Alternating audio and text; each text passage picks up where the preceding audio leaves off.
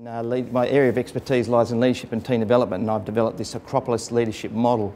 And what the Acropolis leadership model does, it draws on my Greek heritage, being David Koutsoukis, and also the fact that my father was a historian and wrote books on Greek history.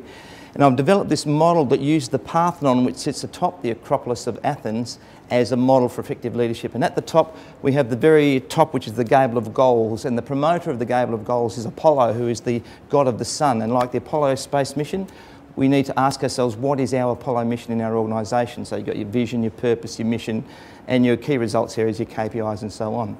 Then at the very foundation of the Acropolis leadership model, we have what I call the foundations of ethos. And the foundations of ethos are actually, or the promoter of ethos is Socrates. And one of the things Socrates encouraged people to do was to ask questions. So in the foundations of ethos, we ask ourselves in our organisations questions like, what are our beliefs? What are our values?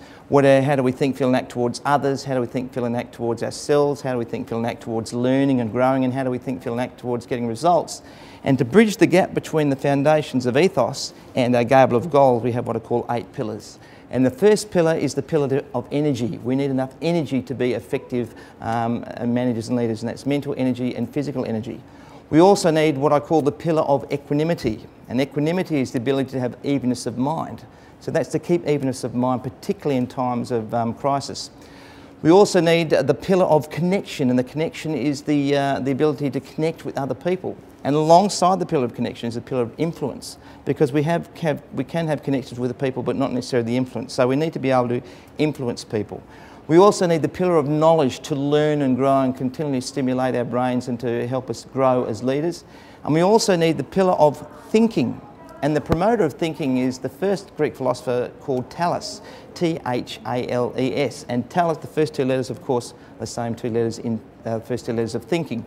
And Thales was the first one to question the gods. He was the first one to say, I don't think Zeus is unhappy when some lightning came through. So in organisations we need to think and sometimes question the gods. Then we have our pillar of strategy. We need to have some kind of plan, some kind of organised ideas of thought that are going to help us move towards that Gable of Goals. And then finally, we need to have some synergy. We need to get our people working together to achieve those goals and those results. So in a nutshell, that is the Acropolis leadership model.